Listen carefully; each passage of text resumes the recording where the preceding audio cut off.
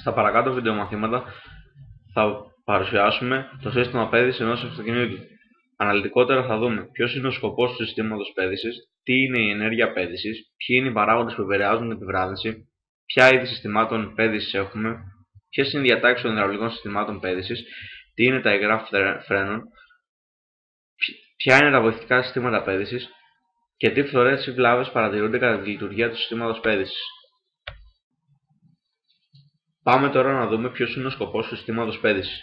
Το σύστημα πέδησης με το οποίο είναι εξοπλισμένο κάθε όχημα επιτρέπει στον οδηγό να μειώνει τη ταχύτητα του οχήματος του, να το ακινητοποιεί σε κατάλληλη απόσταση και χρόνο και να το κρατά σταματημένο ανεξάρτητα από την κλίση του δρόμου.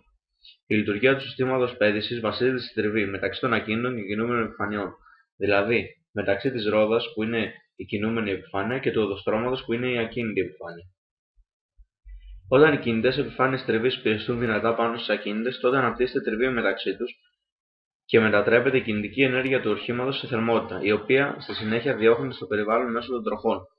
Η δύναμη που φέρει σε επαφή τις επιφάνειες τριβής καταβάλλεται από τον οδηγό του οχήματος στο πεντάλι του φρένου ή στο μοχλό του χειροφρένου και μεταφέρεται από το σημείο εφαρμογής της στις επιφάνειες με μηχανικά ή υδραυλικά μέσα.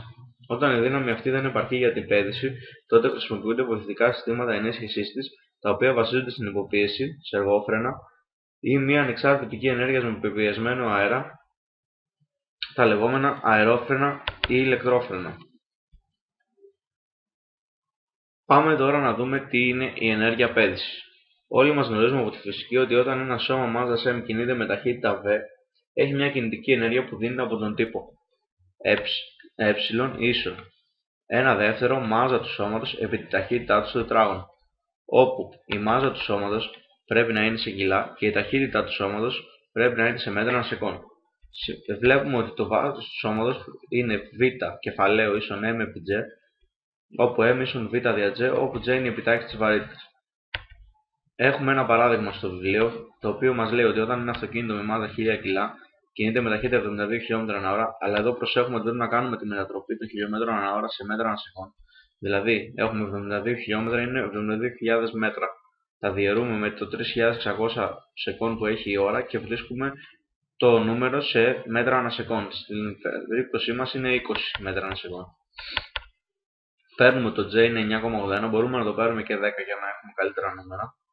Και λύνοντας τον τύπο, βρίσκουμε ότι η κινητική ενέργεια είναι 1/2 m τετράγωνο, αντικαθιστώντας το m με β προς g, επειδή έχουμε το β και το g, βρίσκουμε ότι είναι 300.000 νιούτον επί μέτρα, δηλαδή τζάουλ, ή άμα κάνουμε μια απλοποίηση 400 κιλοτζάουλ.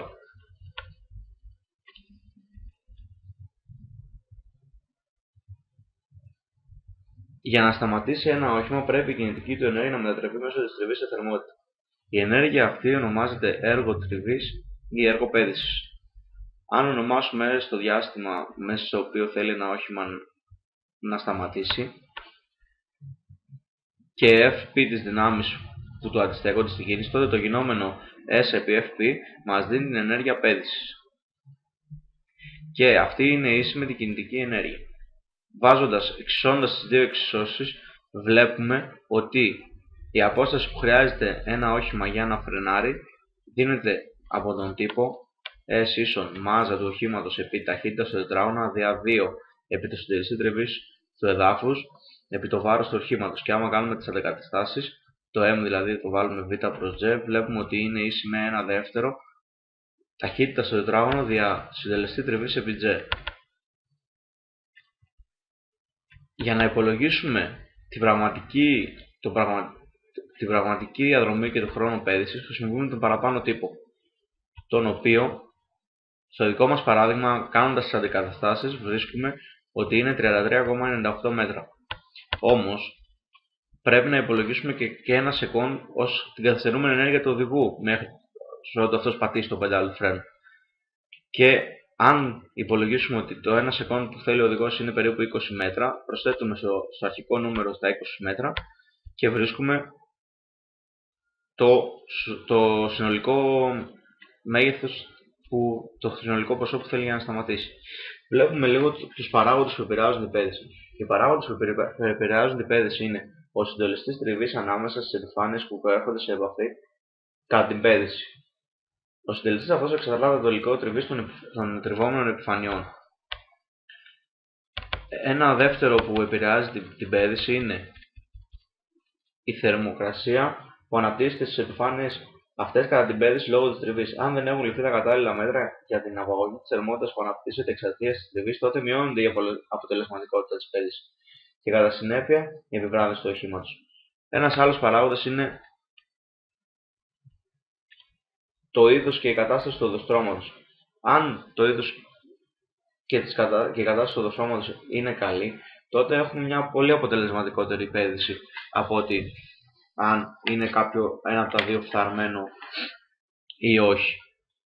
Ένας ακόμα παράγοντας που επηρεάζει την πέδηση είναι η κακή κατάσταση του συστήματος πέδησης, που οφείλεται σε φθορές και βλάβες και γενικά σε έλλειψη της συντήρησης του συστήματος πέδησης.